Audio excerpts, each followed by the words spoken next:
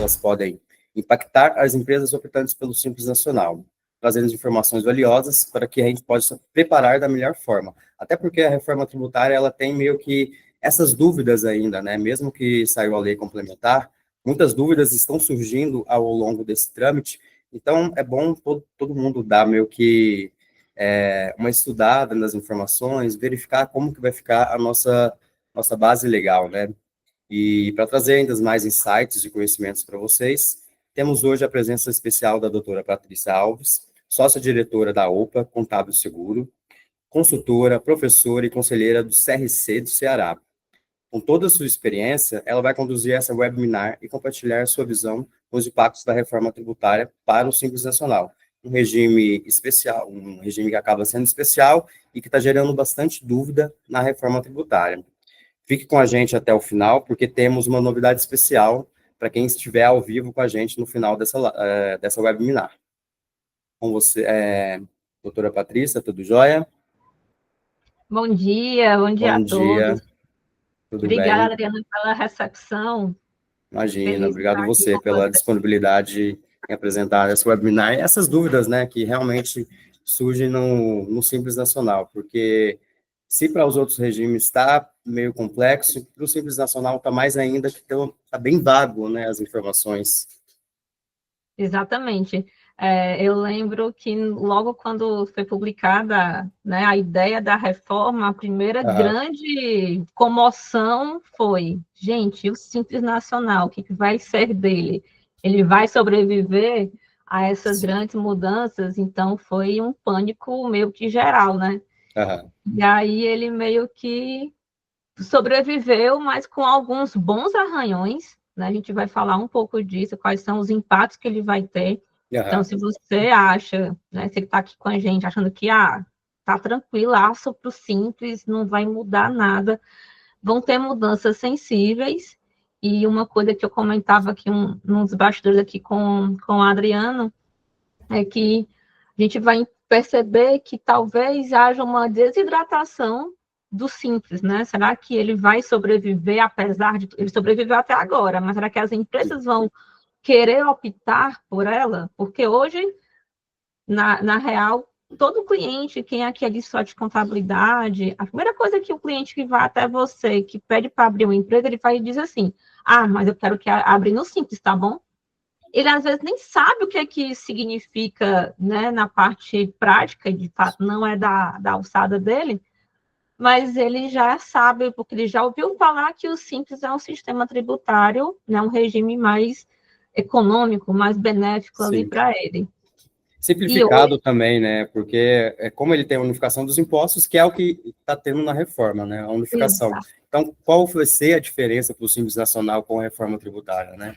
Exato. E aí a gente vai ver hoje, né? Vocês vão estar aqui comigo acompanhando o que vai impactar aqui para essas empresas do Simples. E aí por um outro viés também, sabe, Adriano? Por exemplo, alguns de vocês aqui talvez nem trabalhem com empresas do Simples Nacional, né? Diretamente como prestador de serviço, ou como comerciante da área, enfim, ou fabricante.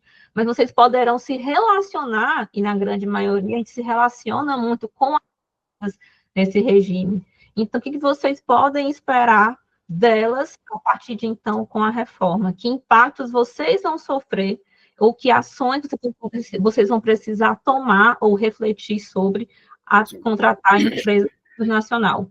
Então, essa aqui também vai ser nosso grande ponto aqui no nosso webinar, que eu conto com a participação aqui de vocês. Eu falo muito, então, assim, sou aqui do Ceará, gente, vocês sabem, né? Aqui o pessoal gosta de uma gracinha, então falo demais, mas qualquer dúvida, fiquem à vontade, eu vou acompanhar aqui o chat, o Adriano vai me ajudar aqui com o chat também, com algumas perguntas, então eu fico aqui, a gente vai começar. Podemos? Todos prontos? Pode deixar. Então, vou aqui compartilhar minha tela com vocês, para a gente já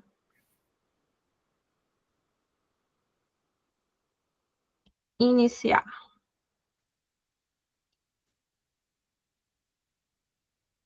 Conseguem estar compartilhando aí?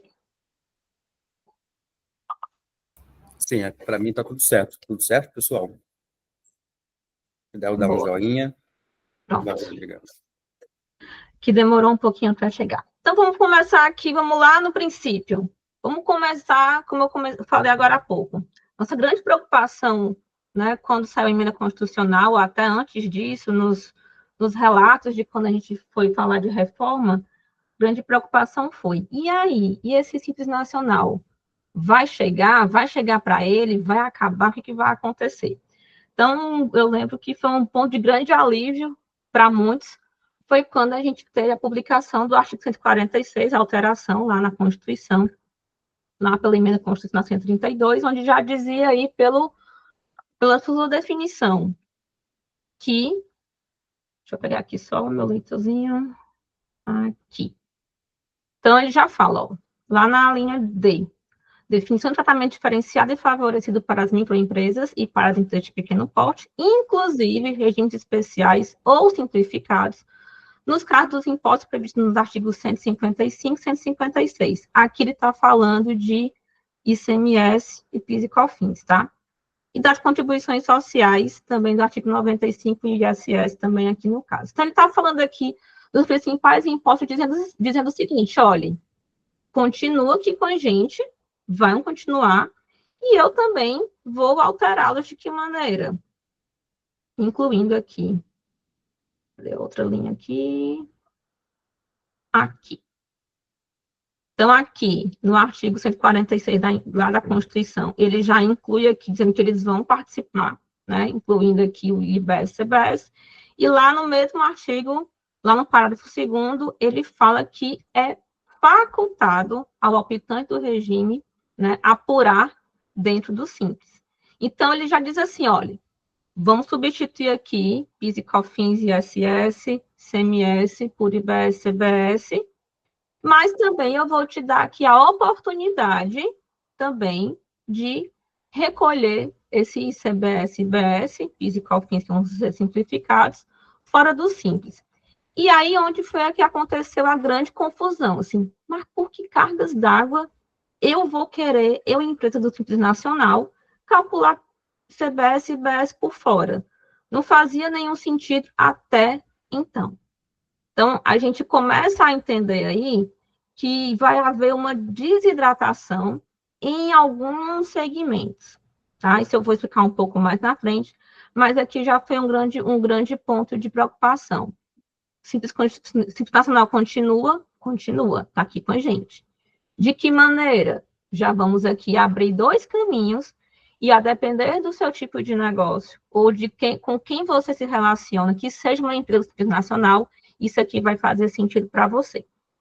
Então, isso aqui já, lá em 2023, eu lembro que nesse dia aqui da votação, eu não acreditava que essa votação ia passar tão rápido. E assim, não vou esperar isso acontecer, eu vou dormir, estava super tarde. Nossa, eu acordei e já tinha 2 votações, o mundo já era outro mundo. Assim, meu Deus, tudo aconteceu em menos de 12 horas, sei lá, de votação. E a gente já amanheceu com essa grande mudança. Bom, então a gente passou aí o ano de 24, imaginando o que já ia acontecer, a gente tinha aqui alguns cenários sendo desenhados, e aí no final de 24, né, comecinho agora de 25, na verdade, a gente teve a publicação da Lei Complementar 214. E aí, para você que está aqui comigo, e que não prestou atenção nisso, a gente já tem uma mudança válida para esse ano, para as empresas que são do Simples Nacional. Já começou com surpresinha? Começando com surpresinha. A gente já mudou o conceito aqui do Simples na questão da base de faturamento, na base de tributação do Simples. O que a gente tinha até então?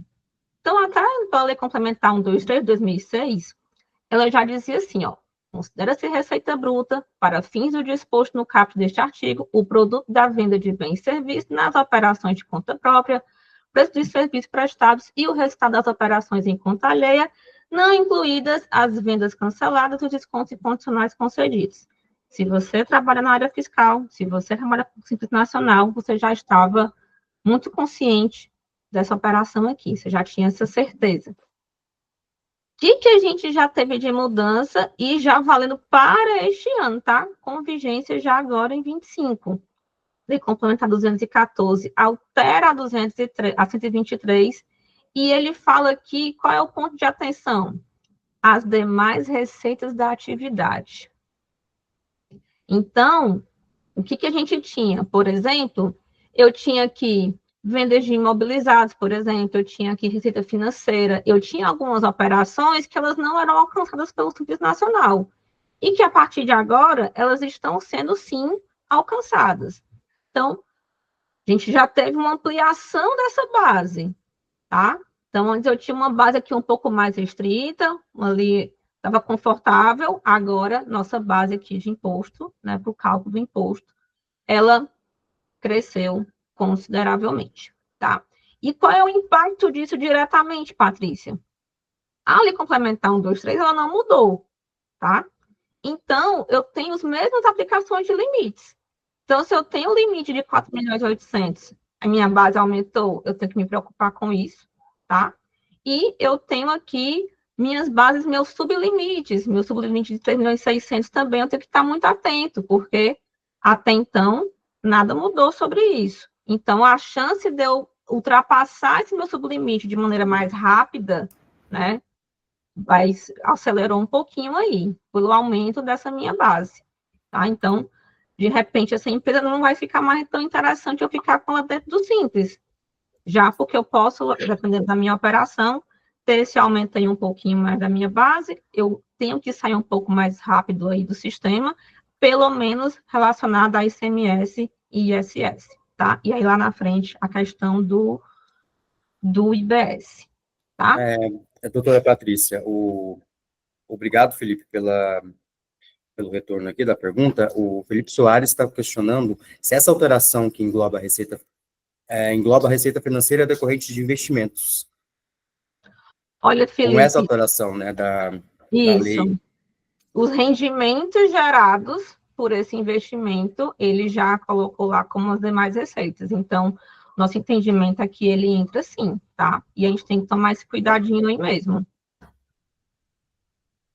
Então, essa é a parte triste da história. Mas a gente vai começar, a partir da reforma, a partir lá de 27, propriamente dito, a gente já vai começar a ter algumas melhorias aí, porque a gente vai começar a ter, se a empresa, obviamente, trabalhar com o cálculo do imposto no IBS-CBS fora do Simples, né, calculando a parte, a gente vai demonstrar isso para vocês, pode ser que haja uma melhora aí no final do cálculo do imposto, tá, Felipe?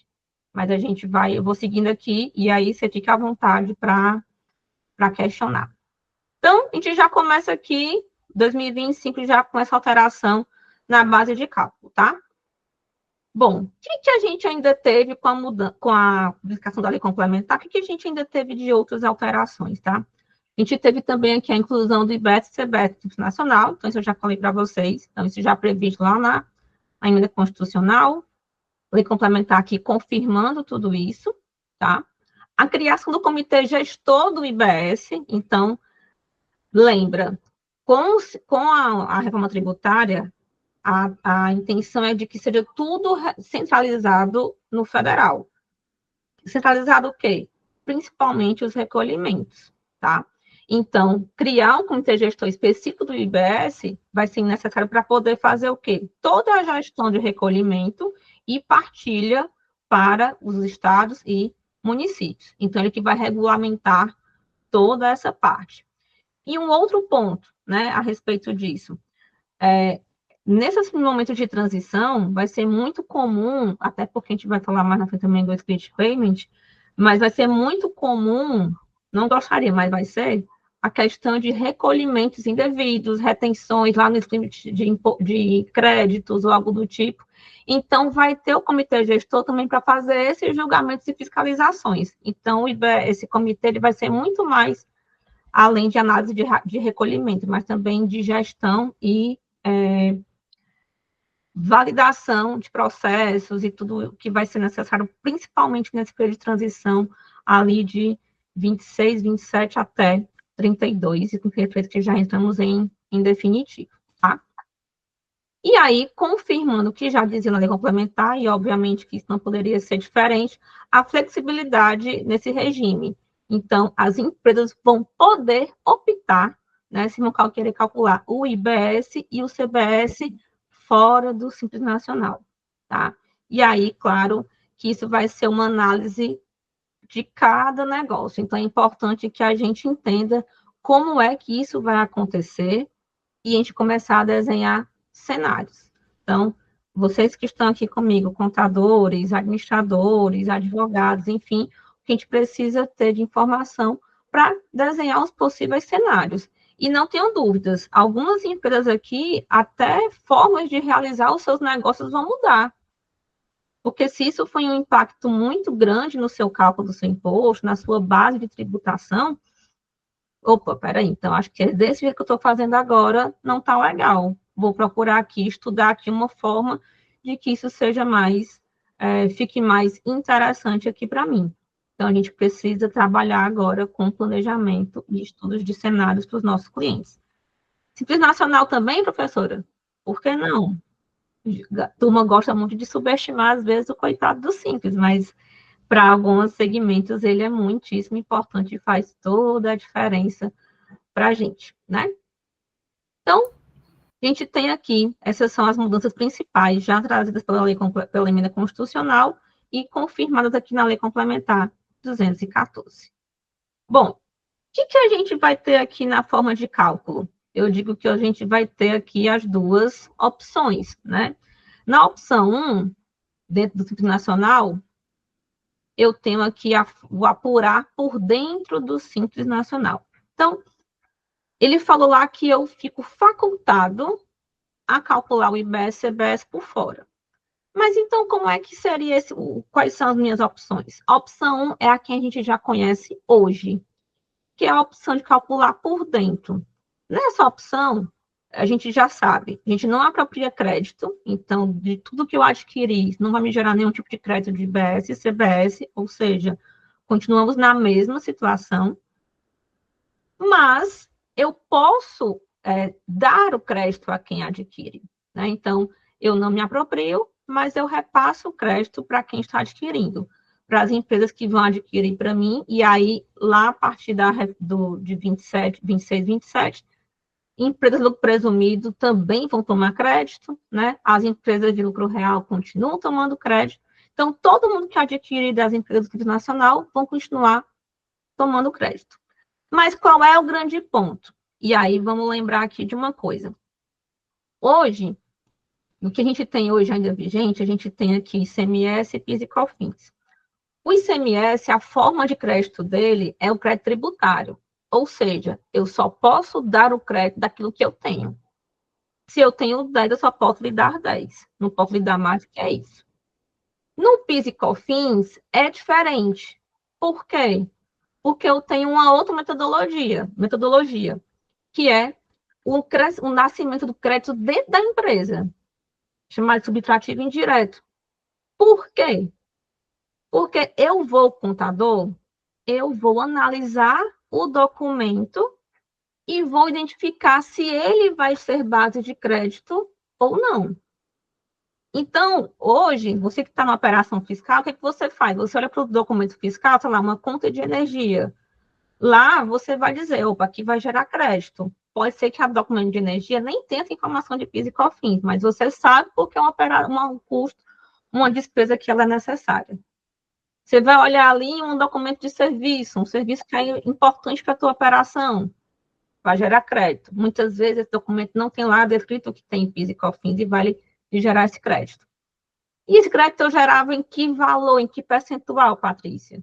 Se eu sou em empresa internacional, eu pago ali bem pouquinho de PIS e COFINS, vai, 1,5%, nem isso muitas vezes.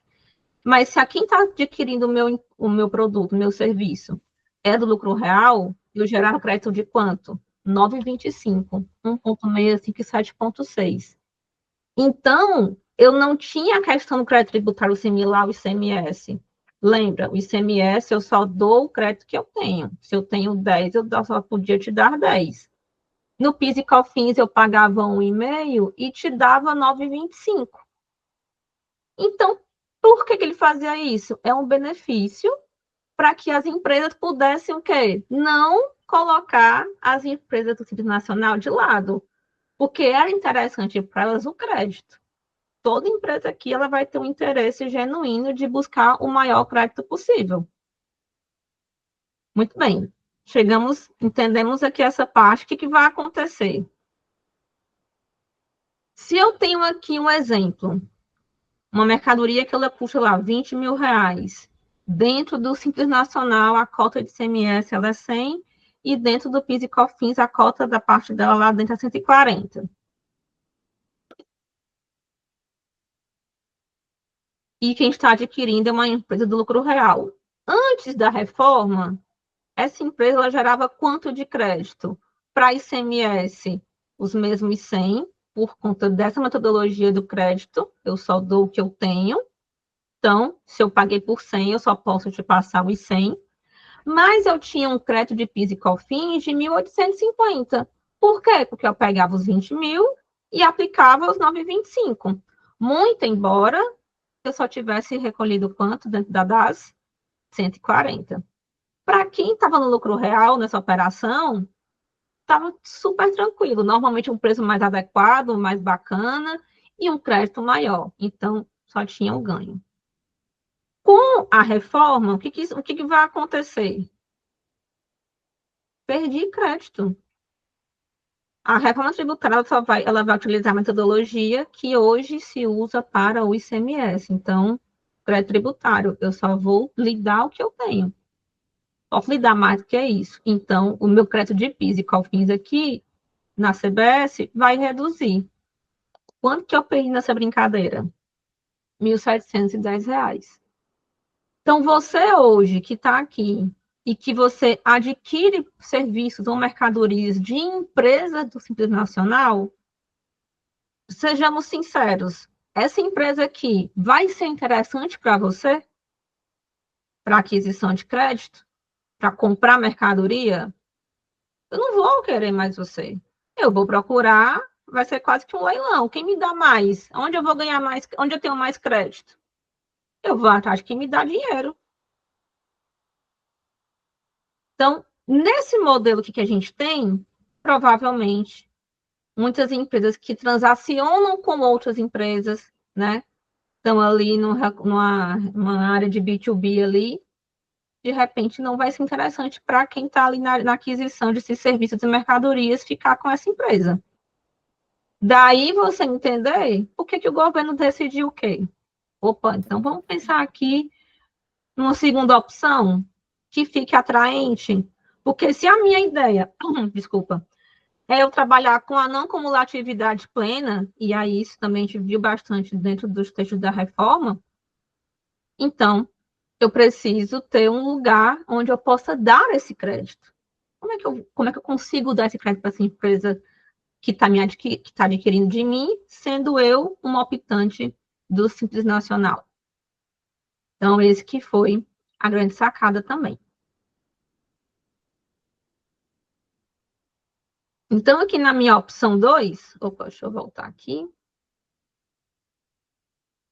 Então, na minha opção 2 aqui, do cálculo, o que a gente tem? Nessa forma aqui, eu vou dizer assim, não, me interessa, então, esse cálculo, esse imposto aqui, esse crédito ficou muito pequenininho. Não me interessa.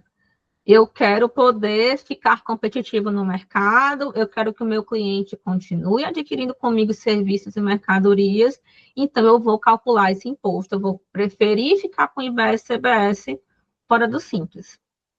Nessa modalidade, o que vai acontecer? Aí é o justo, né? Se eu estou calculando IBS e CBS fora do Simples, então é importante que eu tenha o quê?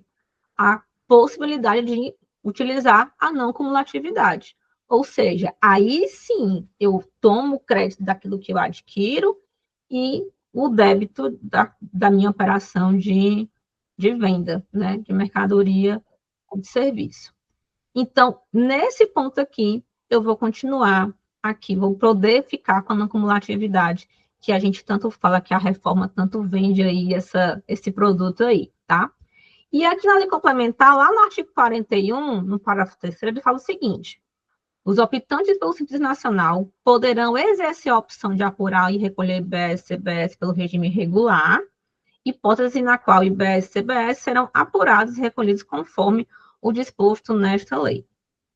E no quarto ele fala: a opção a que se refere o parágrafo 3º será exercida nos termos da Lei Complementar 123/2006. Então, ele dá com a mão e me limita aqui com a outra. Me limita como? Porque eu vou seguir o mesmo regramento. Limites, sublimites, eu vou seguir todo o resto, porém, eu vou calcular o PIS, o IBS, CBS fora ali do Simples. Então, vai ser meio que um Frankenstein ali, né? Eu vou pegar uma parte de um canto, vou pegar o resto do outro e vou andar aqui, vou aqui fazer a minha operação. Então, calculando por fora do Simples, eu vou ter, para IBS e CBS, a possibilidade e a oportunidade de ter os créditos das operações, das minhas aquisições e calcular o meu Simples Nacional, né? Parte dele dentro, então continua dentro do Simples, INSS, IRPJ, CSL, e os demais, se optar por essa forma, vem para fora do Simples. IBS, CBS, IBS, ISS e CMS, e o CBS, o PIS e a COFINS, tá? Então, vou ter essa condição aqui para utilizar. Gente, até aqui, tudo bem? Se eu estiver indo rápido demais, tiver... É o tempo que eu bebo aqui um golinho d'água. Olha, Patrícia, se surgir alguma dúvida do pessoal, olha, o Leonardo está levantando a mão. Se você quiser abrir o seu áudio, Leonardo, para fazer algum apontamento, fica à vontade. Tranquilo, pode deixar. Obrigado. De nada. A pessoa fala tanto que esquece de beber água. Vamos nessa. Então, até aqui, a gente já entendeu aqui o por dentro e o por fora. Agora, o que a gente vai ver aqui um exemplo dessa aplicação desse cálculo aqui, tá? Então, vamos imaginar aqui que essa empresa, ela é do Simples Nacional e ela optou por calcular o IBS e o CBS fora do regime, tá? Então, estou considerando aqui uma empresa varejista, um comércio varejista, que ela tem um faturamento mensal de 50 mil e uma receita bruta acumulada, ou seja, aquela tal da RBT12 de 600 mil.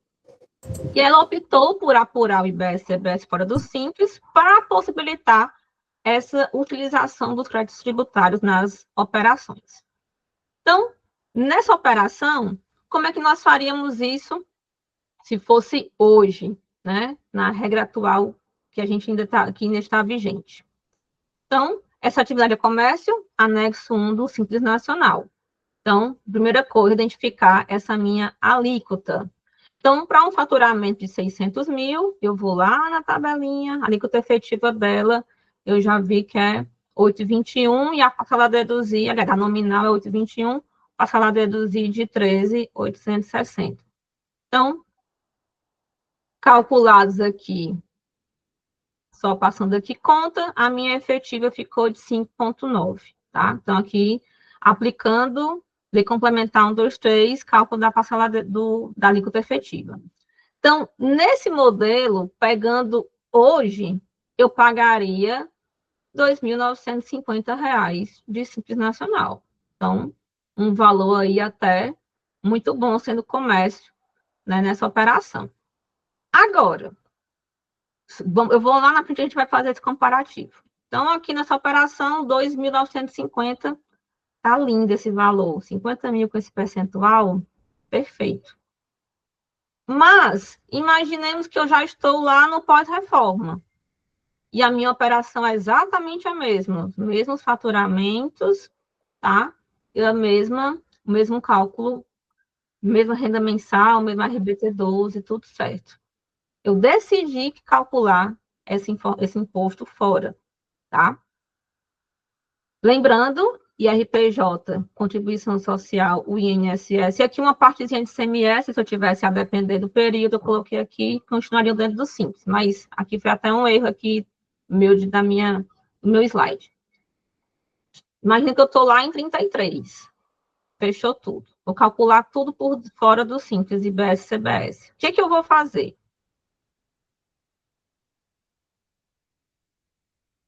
Calculo a minha alíquota efetiva, já tirando também ali a parte que vai caber, que seria, né, já vai estar na tabelinha, já vou ter tirado ali o IBS e CBS sobre isso. Então, minha alíquota vai ser 4,5, então já ajustando, calculando aqui dentro do Simples, só que o 4,5 representa quem? IRPJ, CSL e o INSS. Já tirei ali o efeito de IBS e CBS dentro do Simples. Então, pagaria aqui 2.250. Perfeito, Patrícia. Então, guarda esse valor, que esse não vai ser o valor da tua guia. É parte dele.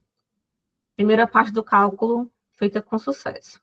Na segunda parte do cálculo, a gente vai calcular agora o IBS e o CBS separadamente. E aí, o que vai acontecer? Eu estou aqui considerando, tá, turma, os percentuais que a gente tinha visto, que na carga tributária total ia ficar em 28%. Então, aqui, considerando aqui os estudos, né, de outros colegas, um IBS de 18,7% e um CBS de 9,3%.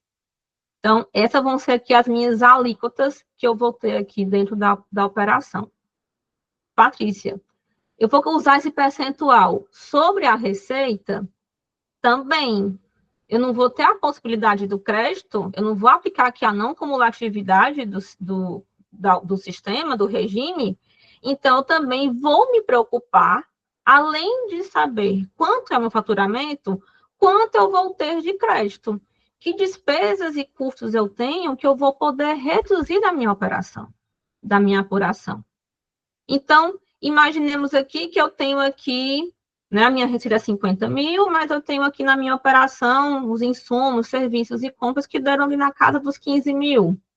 Então, a minha base de cálculo efetivo aqui nessa operação, 35 mil, tá? Exemplos bem gerais aqui.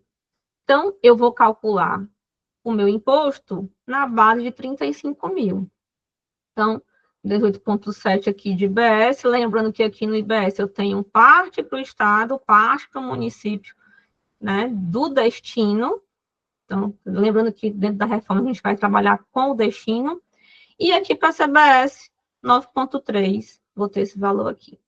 Então, a soma dos dois, eu vou ter aqui R$ 9.800, e que junto, né, com a minha outra parte, né, a parte lá do contribuição social, IRPJ e INSS, somados, eu vou ter R$ 12.050. Patrícia da minha alma, tu tá brincando comigo?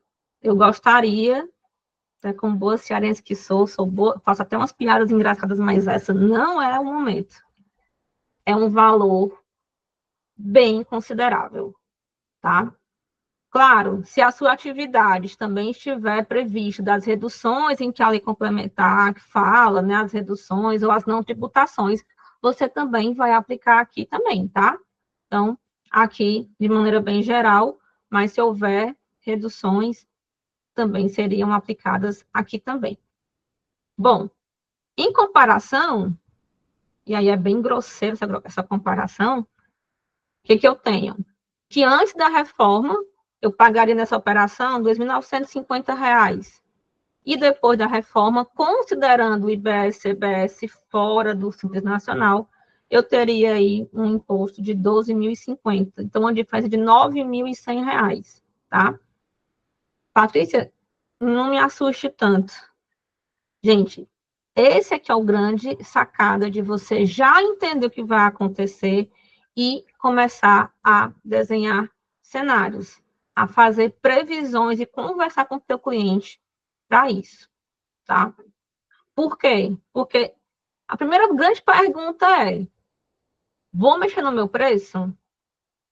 O meu cliente aceita que eu aumente o meu preço de serviço ou de mercadoria? ele está pronto para receber esse aumento? Ou eu vou absorver ele todo na minha margem só para ter o cliente comigo? Se eu não fizer nenhum movimento brusco na minha operação. E se eu decidir fazer esse movimento brusco, né, ou mudar alguma coisa dentro da minha operação, como que eu vou fazer? É a hora da gente começar a estudar isso. Inclusive, porque temos também alguns produtos que não vão ter tributação, então precisa analisar quais produtos que não têm tributação. Aqueles que a gente até conversava um pouquinho antes aqui, eu, Adriano, os monofásicos vão existir? Porque eu ficava tranquila na minha operação, porque eu podia ter ali um monofásico, um ST de CMS, alguma coisa ali que me dava uma tranquilidade e que agora eu não vou ter. Poderei não ter. Então, eu preciso mergulhar na lei complementar, preciso acompanhar as alterações das normas para ver quais produtos e segmentos que vão ter benefício, ver se eu estou nessa operação, eu, empresa nacional, se eu for optar pela tributação fora, principalmente, né, de IBS e CBS, para ver que impacto real eu vou ter aqui na minha conta. Então, essa que vai a grande sacada aqui das empresas, né, nesse momento. E aí eu acho que vocês conseguem entender, quando eu falo de desidratação do Simples Nacional, isso, Luiz, ó, já estava aqui, falou o que eu já ia comentar. Será que vale a pena essas empresas continuarem dentro do Simples Nacional? Vai ser viável para elas continuarem dentro desse Simples? E aí, lembrando, se você está no meio da cadeia tributária, né? Na cadeia de produção ali, se você está transacionando com uma grande empresa, um varejo, que seja, mas se você não está lidando diretamente com o consumidor final, eu, Patrícia, aí a minha visão, eu não acho que estar no Simples Nacional, nessa opção calcular por fora é viável. Você vai ficar até por dentro ali se você trabalha para consumidor final, mas não sendo, você teria que ficar fora do IBS e CBS, calcular fora do Simples. A não ser que, Patrícia, mas eu tenho uma galera na minha operação, eu tenho muita folha de pagamento. Então, de repente, pelo viés do INSS, pode ainda ser interessante. Mas isso tem que ser feito o quê? Conta.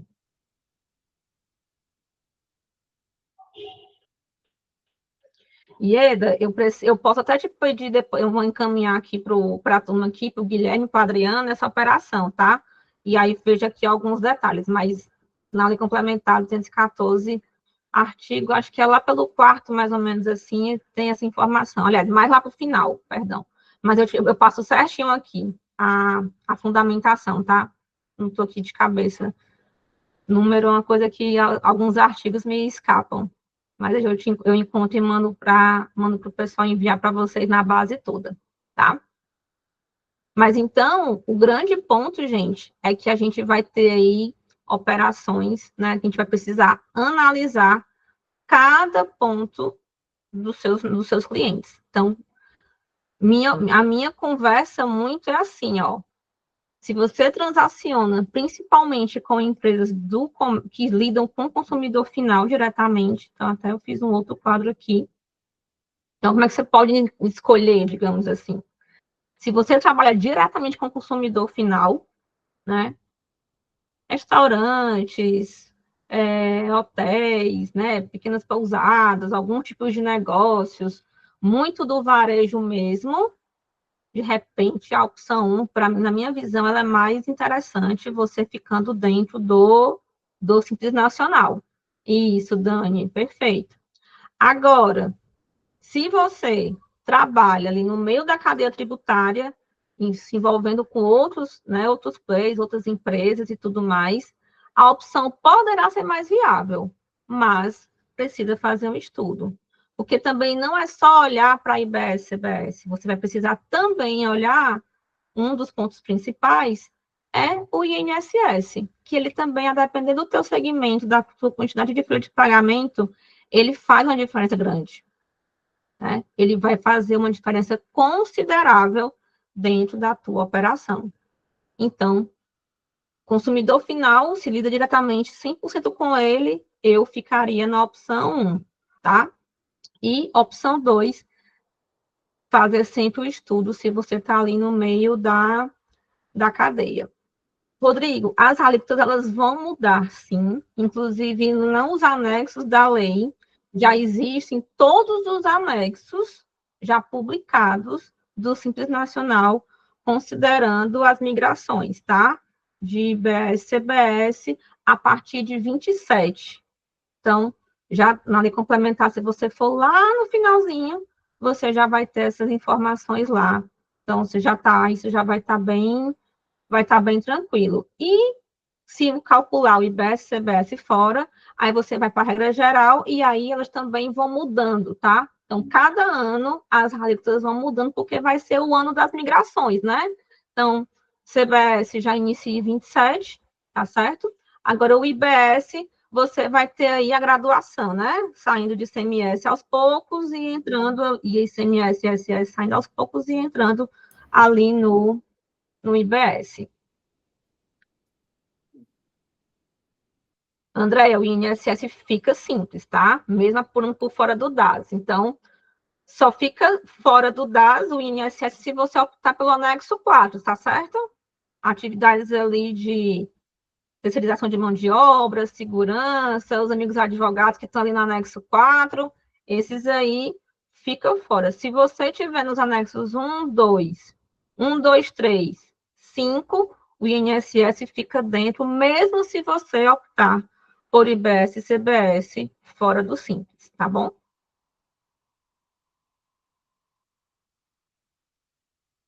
Edmilson, a única coisa aí nessa sua frase são folhas e os encargos, tá certo? Então, assim como a gente já vinha que folha de pagamento não gerava crédito lá no PIS e COFINS, por exemplo, continuará não dando crédito aqui para a gente. É por isso, por exemplo, que atividades aqui como contadores, as atividades de serviços que muitos de nós ficávamos até no lucro presumido, tivemos aí uma redução. Então, a gente vai ter aí uma redução de 30%, que é meio que uma compensação por eu não ter esse crédito.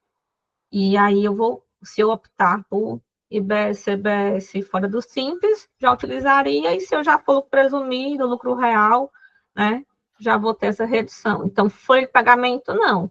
Mas as despesas operacionais, né, aquilo que está ali na operação, tudo que não for para o consumo próprio, é o que é, em tese, até uma coisa que o Gustavo, na outra webinar que eu assisti aqui, falou muito bem sobre isso, foi nesse ponto, né? O que não está relacionado a bens de consumo pessoal poderiam dar esse crédito, aí exceto a questão das folhas de pagamento, tá? Custo com pessoas, continuamos aí não nos creditando.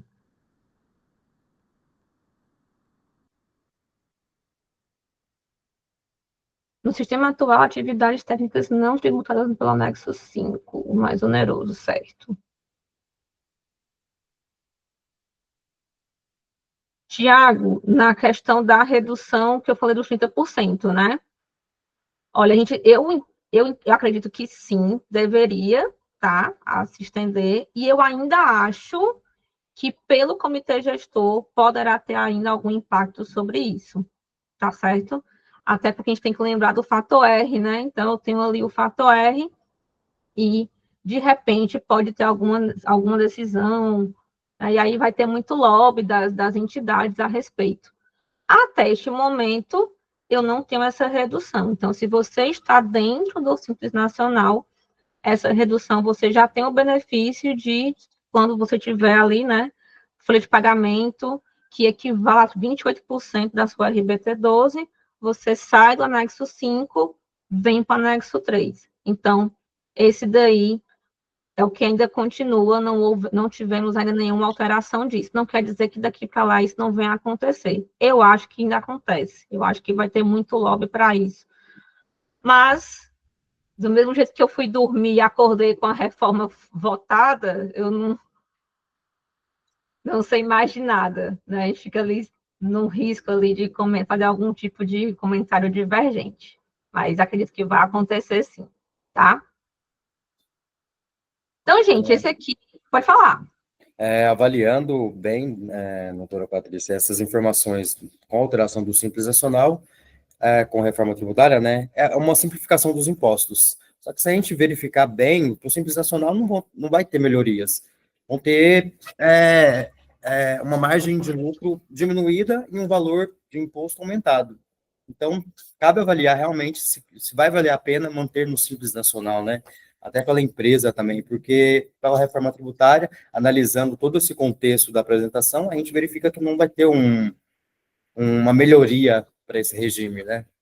Não, eu não enxergo melhoria nesse regime, assim, não vejo ele viável, principalmente se eu estou aqui no meio da cadeia. Eu vou ter que ter um desgaste de refazer meus preços. Não sei se o meu cliente está disposto a pagar por esse aumento, não sei se eu estou disposta a abrir mão da minha margem, né? Então, eu tenho muitos poréns aí que precisam de colocar isso no papel e desenhar, né? Eu acho que, como alguém comentou aqui, de uma certa maneira é uma desidratação. Só vai valer estar no simples se você estiver lá realmente lá na ponta da cadeia. Se você transacionar com o contribuinte final de fato. Não sendo isso, eu realmente não vejo essa vantagem, não, tá? Sim. Não vejo mesmo. E aí é o fim de uma era, né? É o fim de uma era, porque a gente está trabalhando com o Simples Nacional, pelo menos nesse Simples Nacional que a gente conhece hoje, desde 2006, né? Que nós tivemos ali anteriormente o Simples Federal. Então, há mais de... nem vamos falar em tempo, mas já faz muito tempo. Então, a gente tem aí um tempo aí de casa de Simples Nacional existente e tendendo aí ao fim. E aí, o que a gente tem aqui de oportunidades, né, turma? Até para a gente encaminhar aqui para o nosso encerramento, o que é que isso traz para vocês todos? Então, primeira coisa, planejamento. Não dá para a gente viver no sentimento. Eu acho que vai ser melhor. Não, vamos para o papel, vamos para o sistema.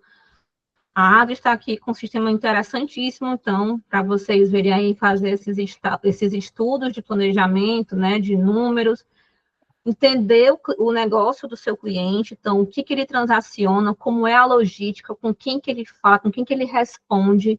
Então, é importantíssimo esse planejamento para desenhar esses cenários. Então, vou continuar com a minha operação no estado tal. Não sei se vocês viram recentemente, isso é uma matéria, até repostei no meu Instagram, que as empresas vão começar a voltar para casa. Assim, quantos saíram de seus lugares e foram para outros em busca de benefício fiscal e vão voltar? Porque acabou o benefício, acabou o lucro dela que ela ganhava naquela operação. Vão voltar para casa. Então, assim, é estudos de cenários reais, tá?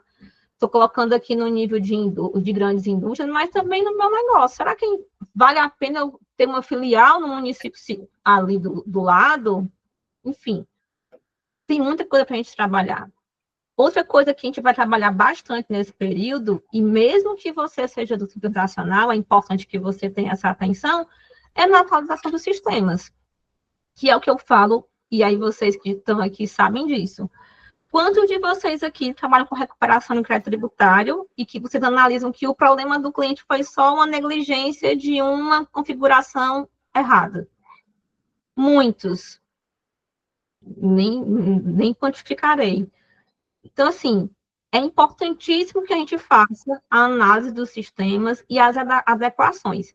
E detalhe, a partir da reforma, isso vai acontecer ano a ano, vai haver uma graduação aí dessas mudanças. Então, a gente tem que estar com sistemas muito afiados.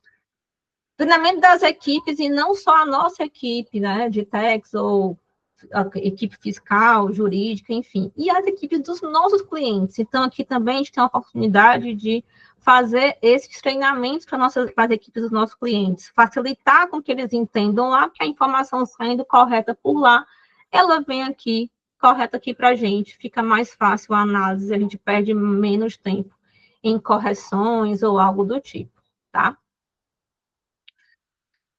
Fluxo de caixa, né, a questão do split payment, esse aqui é que, para mim, eu acho que é um dos grandes problemas, além de tantos, mas esse aqui está no meu top 3 problemas da reforma, porque eu não sei se a tecnologia que o governo tem ou se ele terá para aguentar a pressão. Porque se a gente está sofrendo com o ECAC, um dia como hoje, dia 19, fechamento de impostos e INSS, a gente sente o ECAC sobrecarregado, você imagina aí quando chegar na época do split payment. E aí uma outra coisa, o meu cliente vai sofrer com pagamento de imposto, com caixa, na verdade, né? Porque vai haver ali uma retenção de parte do que é o imposto, ele vai receber o líquido. E aí, ele não estava preparado para isso, muitas vezes. Ele muito se financiava com o imposto, deixava de pagar o imposto por conta disso e usava, enfim. E aí? Então, a gente também precisa fazer um trabalho com os clientes da gente de análise desse fluxo de caixa. Ah, mas para a empresa do Simples Nacional também? Também. Ela que vai mais sentir, porque para ela toda movimentação, se ela não for uma empresa muito organizada, qualquer movimentação no caixa dela é um problema. Ela sente na ponta, é uma conta que ela não vai pagar, muitas vezes, quando ela é bem desorganizada. Então, se ela não tiver um fluxo bacana, não tiver um giro adequado, então ela vai sentir essa pancada, né? E precificação. Esse aqui é o que a gente comentava essa semana com um colega, que eu acho que esse que vai ser o grande problema se a gente não se antecipar junto ao cliente. De fazer o quê? De orientação de como vai ser esse cálculo, de que base a gente está falando, para ele poder precificar corretamente. Porque das duas, uma. Ou ele vai usar o mesmo preço, e aí ele pode estar perdendo aí dinheiro, ou também nós, enquanto consumidores, vamos pagar mais imposto. Porque na dúvida ele vai dizer assim, deixa o preço que está. Só que, em cima daquele preço que tem, eu ainda vou incluir o quê? Lembrando que o imposto vai ser por fora, né? Então, eu ainda vou ter ali mais IBS, mais CBS. Olha o custo dos produtos. Então, a gente vai viver aí, possivelmente, momentos de inflação, né? Muito maior que para o consumidor.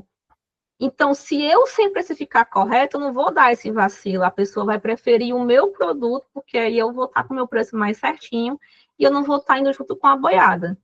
Então, se eu puder orientar o meu cliente dessa maneira, putz, vai ser muito bacana, tá? Então, esse é um ponto que a gente precisa também ficar bem atento. Eu acho que é uma oportunidade incrível aqui para os contadores, advogados também, administradores, a estarem atentos a essas oportunidades, tá? Dúvidas? Eu vi que tem uma dúvida ali, mas é só para eu já jogar essa daqui, ó. Aí eu fico só para as perguntas. Sim, tem duas perguntas aqui, doutora. Tem uma do Pedro Bonato, ele está questionando essa reforma com os fins dos benefícios fiscais não vai prejudicar a vinda de empresas de porte para a região do Nordeste? Você que também é do Nordeste, né? Possivelmente vai impactar vocês aí também. Esse aqui é o grande... Estamos todos chorando, né? Neste vale de lágrimas, já dizia a piada. Então, assim, vai impactar bastante, viu, Pedro? É o Pedro que pergunta, né? Isso. Vai prejudicar. Então, o que eles vão fazer nesse momento de organização? Então, assim, vai ser algo mais, uma busca mais estrutural, e aí buscar, né, para poder não tirar as empresas daqui, vão ter que ser dados outros benefícios que não fiscais. Estrutura logística, melhor área de escoamento de mercadorias, então os benefícios vão ter que ser outros, além da questão de tributária. Então, essa realmente vai ser um grande problema, Pedro, de verdade. O Luca Neto também está questionando, os produtos que são monofásicos no Simples Nacional deixam de existir? É o que a gente havia comentado anteriormente, antes da webinar. Dentro do meu negócio, é o maior foco na redução de tributos. Vai, acabou-se o que era doce, os monofásicos, ST, então, até 32, até 27 a gente vai ter, porque ainda vai ter PIS e COFINS ali, tá?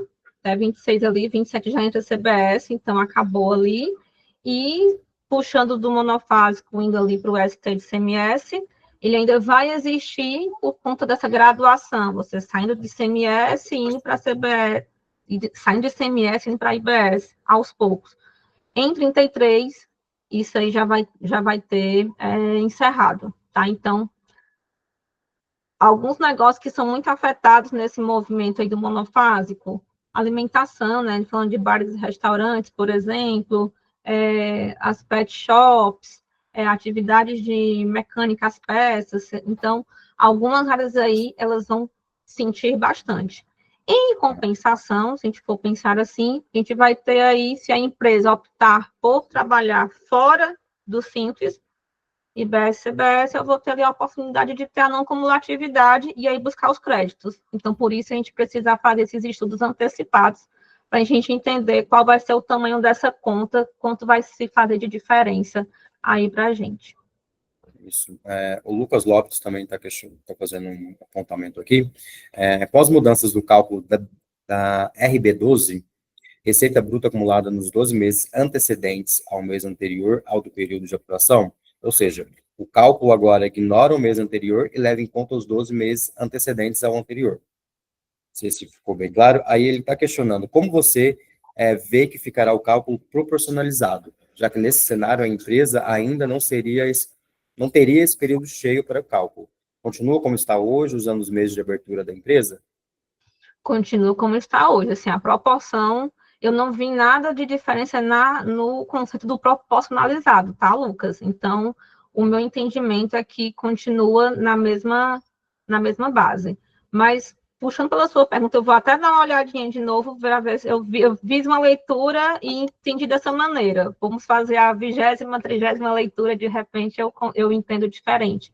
Mas entendo que continua da mesma forma, proporcionalizado, pegar a receita do mês, se for o primeiro mês, divide por 12 vezes o mês vigente. E assim você vai fazendo as proporções, tá? Então, faria dessa maneira. Isso.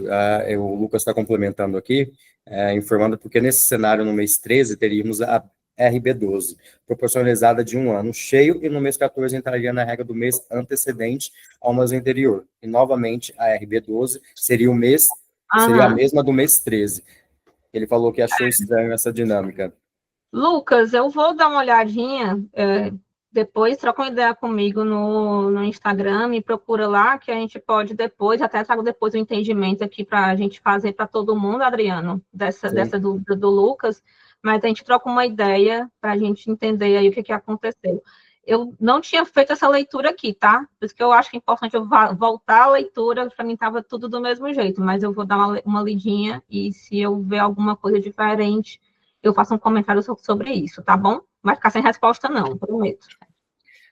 A Amanda também está fazendo uma pontuação aqui. Um dos maiores desafios da reforma, que não são poucos, né, exatamente como a gente já comentou aqui na webinar, é no apoio aos nossos clientes para eles entenderem o impacto disso nos seus preços. Você ter o débito no regime de competência e o crédito no regime de caixa? Isso eu acho que seria uma pergunta. Você ter o débito no regime de competência e o crédito no regime de caixa. Isso vai acontecer, tá? Então, não trouxe aqui nesse nosso momento, mas posso comentar. O que vai acontecer com o split payment, né? É uma forma do governo sentir seguro, na verdade, esse é o principal objetivo, se não o único objetivo do split payment, é o governo se sentir seguro em relação ao pagamento do imposto que ele vai receber. Então, olha como é chato isso, assim, essa questão do governo sempre desconfiar do contribuinte, né? No débito, na venda, é por competência. Então, o que eu vender, porque eu registrei nota fiscal, porque eu fiz todo o movimento, vai ser por competência. Agora, o crédito tributário, eu só vou poder ter quando o meu fornecedor me pagar. E como é que eu sei que ele está pagando lá aquele crédito? Porque ele vai também sofrer o mesmo split payment dele. Então, se ele não for um bom pagador, se ele não for um cara que honra com seus compromissos, eu só vou poder utilizar o crédito daquilo que eu tenho, do que efetivamente foi pago. Eu não posso usar um crédito antecipado, que é o que hoje eu faço. Eu não sei se o Adriano, quando me vendeu a mercadoria, se ele pagou o imposto. Não me interessa até hoje. mas o interesse é que ele me mandou a nota, eu tenho um crédito, eu escrituro e eu apuro com ele. E o que vai acontecer agora? Eu posso até escriturar, mas na hora da apuração, como vai vir praticamente numa pré-preenchida, similar ao que nós temos hoje com o imposto de renda da pessoa física, eu posso ter aqui o meu controle e vou sentir falta. Eita, está faltando aqui um valor. Quando eu vou dar, alguém não pagou e eu não vou poder utilizar do crédito. Ou seja, eu ainda vou ter que pagar um pouco a mais do que eu esperava naquele mês. Muito embora lá na frente o meu fornecedor venha pagar. Mas naquele momento, de repente, eu não estava com o meu caixa preparado para receber aquela pancada de pagar aquele a mais. Então, a gente vai meio que começar a fiscalizar ou até escolher que fornecedor eu quero para mim. Olha que situação. Ei, fornecedor, tu está pagando em dia as tuas contas? Tem até um ponto aqui que ela colocou no final, o quanto de impacto que vai ter na precificação e apuração. É justamente isso, né? De tentar fiscalizar, verificar se a empresa anterior fez o pagamento do imposto também. Vai ter um impacto significativo para a empresa. Exatamente. E a gente até tentar identificar isso, a gente também não vai ver, não sei se isso vai ficar bem bacana no detalhe lá dentro do sistema do Split Payment, né, do governo, se eu conseguir identificar quem foram aqueles que pagaram, para eu poder ir lá dar um puxão de orelha e dizer, meu filho, me pague. Não sei se eu vou ter essa oportunidade, mas isso a gente vai ter que trabalhar bem com essa fiscalização, digamos assim, dos nossos fornecedores, né? Sim. Tem duas perguntas aqui relacionadas ao ST, uma do Rodrigo e a outra do Cláudio. O Rodrigo questionou se o ST de ICMS deixa de existir, ele vai deixar como monofásico, né? Isso. Então, a gente tinha comentado, e o Cláudio colocou um adendo, com o fim da ST, o valor dos impostos em meus produtos que está em estoque, aonde eu já paguei na compra desses produtos, né, esses impostos que está por dentro, como que fica? Então, ele vai ter o período, né, de transição.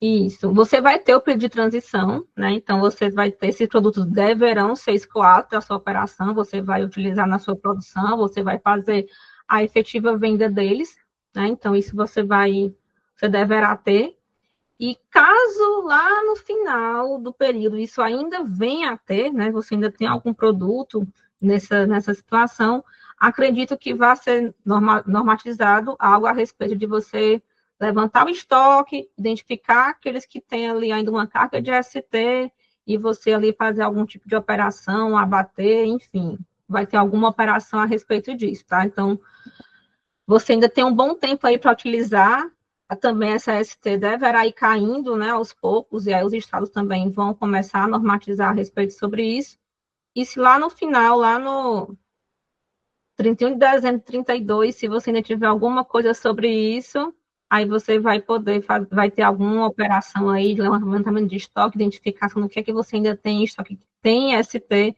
e aí as ações vão ser realizadas. A Andrea questionou naquele ponto dos créditos, né, quando você utiliza, quando ele pagar o imposto, podemos tomar o crédito. Ele pagando, você vai tomar o crédito. Se você tomar o crédito e ele não pagar, vai ter aquela fiscalização, né, das empresas. Exatamente. É aquele efeito cadeia, né? Você não pagou, vai afetar tanto você como a empresa posterior também. Exato, bem no esquema de retenção de impostos, né? A gente trabalha, o governo que trabalha com fiscalização indireta. Então, você tem ali, você que prestou o serviço e que destacou um ISS, por exemplo, imposto de renda, e quem está tomando o serviço que tem que fazer a retenção. Quando essas coisas não se encaixam, aí abre a movimentação. É o que vai acontecer, Andréia. Vai ser nessa linha, tá? Isso. A Daniele Pontes também está fazendo um ponto de pergunta. Com essa fiscalização da Cefaz, que já está com as informações de movimentação financeira das empresas, como já está acontecendo em alguns estados, com reforma, este impacto será maior? Sendo nacional ou manterá regional como está hoje? Isso, sendo nacional ou manterá regional como está hoje? Olha, a gente já sabe que existe uma grande cooperação entre os estados e municípios e União. Então, isso vai aumentar ainda mais. Uma coisa que até me preocupa, falando aqui outro dia com uma colega, assim, me preocupa a questão da União, não sei se ele tem braço suficiente para conseguir tudo isso, né, para abarcar essas operações. Mas tenho certeza que muito de IA está sendo desenvolvida, sistemas para poder melhorar essa fiscalização deles, e essa conversa que eu digo de bastidor, que tem entre a Cefaz dos estados, a União e os municípios, ela vai aumentar ainda mais. Até porque, querendo ou não, os estados têm um interesse muito grande nessa fiscalização, e a Receita Federal, né, a União ali de quebra, recebe esse benefício. Então, vou dar aqui um exemplo para vocês de uma operação que a gente acompanha aqui muito de perto aqui na nossa empresa, que é a operação de restaurante. Então, aqui no estado do Ceará, a Cefaz disse assim, iFood, ou você me manda o faturamento das empresas na sua plataforma, ou eu vou cobrar de você o imposto. O que o iFood fez? Obviamente, já entregou o faturamento de todas as empresas que estão na base Ceará para a Cefaz. E a Cefaz agora está indo o quê? Está cobrando a diferença dos impostos do que não foi declarado corretamente. Qual é o impacto disso? O governo federal ele ganha com isso, porque eu vou ter que declarar PGDAS retroativa, a depender do movimento, e a União se beneficia. Então, com a reforma, eu entendo que esse laço vai ficar ainda mais justo, vai ficar ainda mais apertado, porque eles vão ser parceiros. E como, de fato, se a arrecadação hoje ela vai ser, na verdade, na reforma, centralizada na Receita, então esse laço vai ficar muito mais apertado entre eles. Então, vai ter um best friend aí, vão ser mais que amigos, vão ser friends. Sim, e analisando bem o contexto dessa aplicação de crédito, de tudo, eles vão ficar muito em cima nas declarações da empresa, né? Então, realmente, as auditorias, elas estão vindo aí para realmente você tentar diminuir esses riscos, né? Então, a empresa vai ter que ficar bem atenta nas suas entregas de obrigações acessórias, porque eles vão simplificar os impostos, mas vão fiscalizar em outras partes. Então, muitas empresas que hoje não tem algum software, alguma coisa que possa utilizar, eu acredito que ela vai ter que se atentar mais a essas entregas, né, para evitar futuras fiscalizações. Exatamente. E até muitos, né, alguns ainda fazem muito assim, na operação está um pouco corrida, manda de qualquer jeito, depois retifica. Gente, esse depois, às vezes, ele nunca vem, porque a gente vai esperar o momento certo e, às vezes, você não tem tempo para isso.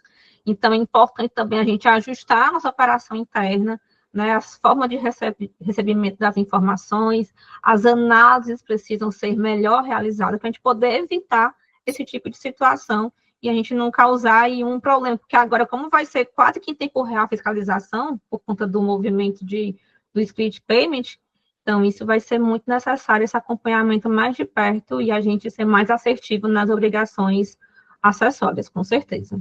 Isso. A Andrea está agradecendo o ponto que você tinha informado sobre o crédito, e ela está questionando, esse método de tomar o crédito somente se estiver pago, vale também para as empresas dos outros regimes, né, lucro real e lucro presumido? Será meio que uma regra geral para o IBS e para a CBS, né? Exato, vai ser para todo mundo. Então, o regime vai ser único, então, ou você vai estar dentro do Simples nesse movimento, ou fora vai ser a mesma situação. Calcula IBS e CBS fora do Simples. Mas a forma do cálculo, o crédito e o débito e o aproveitamento desse crédito vai ser igual para todo mundo, quer seja lucro real, quer seja lucro presumido. A última pergunta da Andrea. Em um dado momento, entendi que as empresas teriam crédito amplo, inclusive na folha de pagamento, e todas as despesas da empresa. Pode falar um pouco sobre as permissões dos créditos? André, eu vou dar uma pincelada para a gente poder caminhar. Mas, assim, de toda forma, o que você já tem que colocar na sua cabeça é que folha de pagamento não vai gerar crédito. Por quê? Porque pessoas não pagam PIS e COFINS, pessoas não pagam ISS e CMS, tá? Então, lembra que eu falei, como é que é o crédito, como é que a gente apura o crédito do ICMS? O ICMS é no regime do crédito tributário. Então, se eu tenho crédito, eu só posso dar o que eu tenho. Então, folha de pagamento não me dá nenhum tipo de crédito nesse sentido, nem PIS, COFINS, nem ICMS, nem ISS. Então, ele vai estar fora. Todas as outras despesas, vão poder me dar crédito, exceto aquilo que eu também utilizo para o consumo pessoal e próprio, tá? Agora, a gente vai acompanhar um pouquinho aí dos créditos. Eu acredito que ainda vai ter algumas outras limitações, porque eu sou um pouquinho incrédula. Esse negócio de não cumulatividade plena, esse negócio eu acho muito bonito na palavra, mas a prática disso, porque eu acho que a gente vai ter aí alguns embates. Mas, a grosso modo, seria isso. Folha de pagamento, não. O crédito você vai poder tomar de tudo aquilo que é da sua operação e que você utiliza, que tenha pagamento do imposto, do PIS e COFINS, no caso, ou IBS, CBS, e o que não tem isso, né, o consumo próprio, aquisições para utilização própria também ficam afastadas do crédito. O Thiago está fazendo um ponto aqui. A Andréia agradeceu as explicações. O Thiago está fazendo um apontamento aqui. A opção de enquadramento no Simples, bem como a modalidade de tributação, está previsto em 9 de 2026. Contudo, qual o prazo de notificação de desenquadramento ou opção de desenquadramento do Simples? Olha, essas regras de desenquadramento, Tiago, a gente não ouve nenhuma alteração na lei complementar. Então, continua aquelas informações. Ali por volta ali de agosto, setembro, começa as notificações de desenquadramento, quando você tem ali débitos e tudo mais, né? E as opções de opção ali pelos meses ali de janeiro, e a gente vai ter um período diferente, que é o mês de julho. Então, não comentei isso, mas posso comentar aqui agora. Lembra que eu falei de você estar facultado a calcular o IBS e CBS fora do Simples? Então, você vai poder informar isso, né, optar em 2 momentos, em janeiro e em julho do ano, calendário, tá? E aí, por que 2 meses, Patrícia? Assim, 2 períodos, vai ser semestral, e aí você vai poder fazer essa opção. Ah, não deu certo, você vai ter ali uma opção, a gente ainda vai ver, identificar quando é que isso vai ser feito, se vai ser por dentro do portal do Simples, se vai ser por dentro de algum outro local onde isso vai ser realizado, tá? Mas isso vai acontecer. Você só não vai poder mudar de regime, digamos assim, optei por calcular IBS, CBS fora do Simples. Quero mudar em julho. Ah, mas eu abri um processo para recuperar um crédito que eu identifiquei lá na minha apuração do split, que eu posso também alterar, tá? Ele vem pré-preenchido, mas eu posso alterar. Vi que tinha um crédito que não foi tomado, abri um processo para poder recuperar esse crédito. Enquanto o processo não for validado, não for homologado, você não consegue sair desse regime. Então, a gente vai ter aí, acredito também, que a partir no caso das empresas do Simples Nacional, principalmente, a partir de 27, muitos processos vão ser ingressados nesse sentido, para a gente poder recuperar os impostos, caso venha a haver algum tipo de erro de apuração, porque eu acho que, no primeiro momento, o split vai dar muita dor de cabeça aqui para a gente. Então, estejamos preparados, façamos aí as nossas orações para que dê tudo certo, que é para dar, mas os primeiros meses, os primeiros anos aí, eu acho que a gente vai ter um pouquinho aí de desgaste, um pouquinho de dor de cabeça a respeito disso. Exatamente. Pontuando aqui, pessoal, quase surjam novas dúvidas ou questionamentos, vocês podem encaminhar na rede social da doutora Patrícia, podem encaminhar também para o pessoal da ASIS, que a gente vai analisar com calma, para a gente debater mesmo, até porque o Simples Nacional não tem nada de simples, né? Ele é realmente complicado e agora com a reforma vai se tornar mais complicado ainda, né? Nesse caso, a gente chegamos ao fim da nossa live. Quero agradecer a todos pela participação, compartilhar esse momento com a gente. Espero que as informações tenham sido úteis para vocês. Um agradecimento especial à doutora Patrícia por compartilhar seu conhecimento e nos ajudar a entender melhor os impactos da reforma tributária, principalmente no regime do Simples Nacional, né? Acredito que foi um bate-papo muito enriquecedor para todo mundo, até por conta da lei complementar, que não foi clara, né? E a gente vai meio que esmiuçando e aplicando os conhecimentos a todo mundo.